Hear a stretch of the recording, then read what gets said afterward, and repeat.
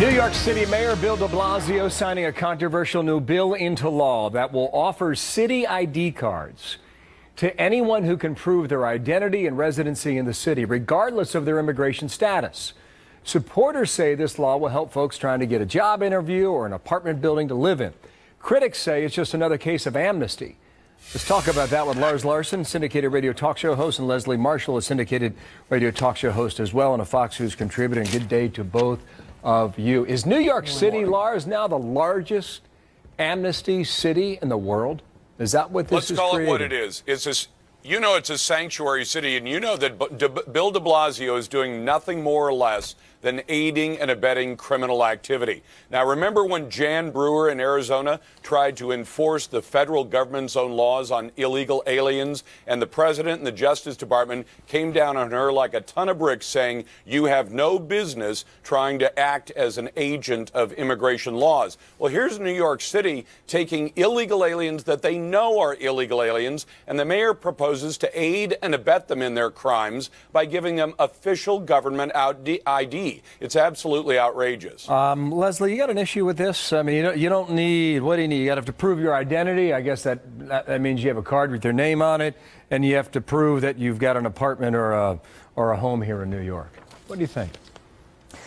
Well, first of all, I think Lars will be surprised. I'm going to agree with him somewhat. I have no problem with being able to have some kind of identification for elderly, for homeless, many of which are veterans, for those in the LGBT community, where there's confusion sometimes perhaps about one's identity, in order to open a bank account, get an apartment. I do not believe that when people have come here illegally, I do believe we should have immigration reform and provide a pathway to citizenship, and that is not the mayor's position.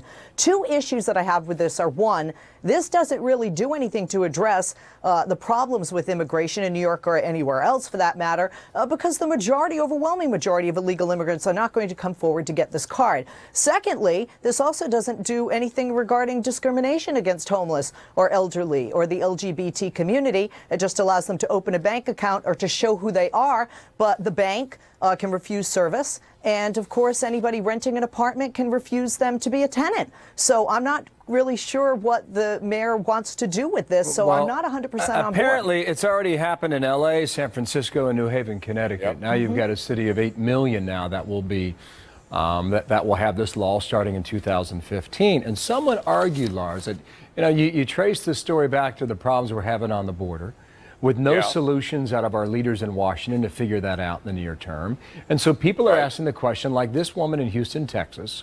Her first name is Bernadette, and she's wondering about the people already here who are here legally. And the question she asks is, what do we do about them? I want you to listen to this, and then we'll debate her point next. Watch. Sure. Open the school up for them, really? Is that right? Do anybody think that's right?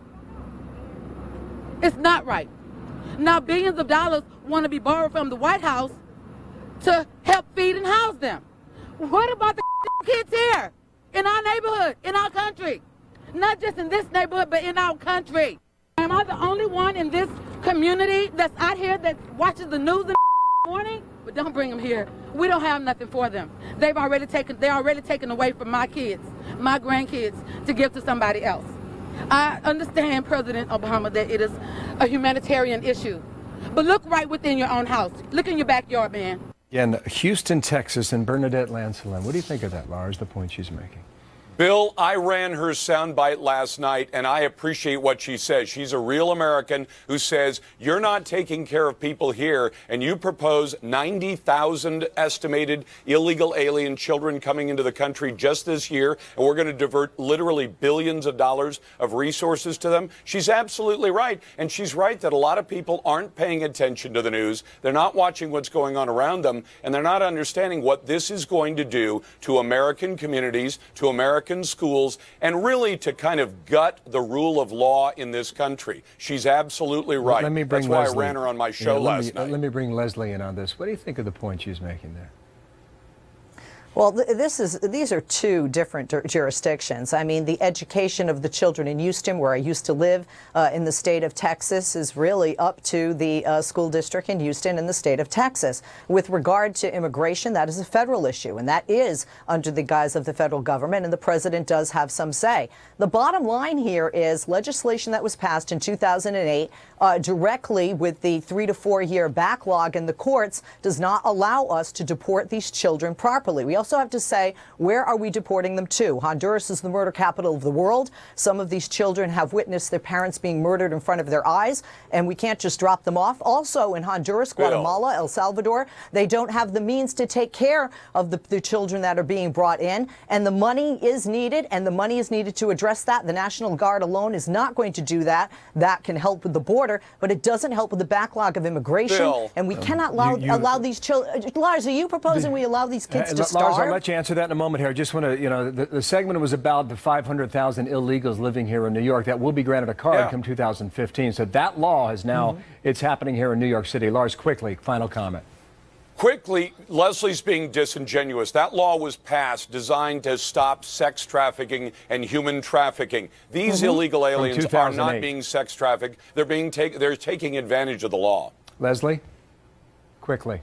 Well, this is the smugglers are trafficking humans, and these humans are children. They're being paid, and they're trafficking these humans over the border. But as far as New York, because I live here in L.A., Bill, very quickly, look, I want people to be able to see their children in school and the teachers, even if they're illegal. But here in Los Angeles, we didn't have a huge amount of illegals coming forward for such documentation. Well, let's leave that topic for the next time. Plenty to talk about, okay? Thank you, Leslie, and thank you, Lars, as well. Thank 20 minutes Bill. before the hour. Thank you.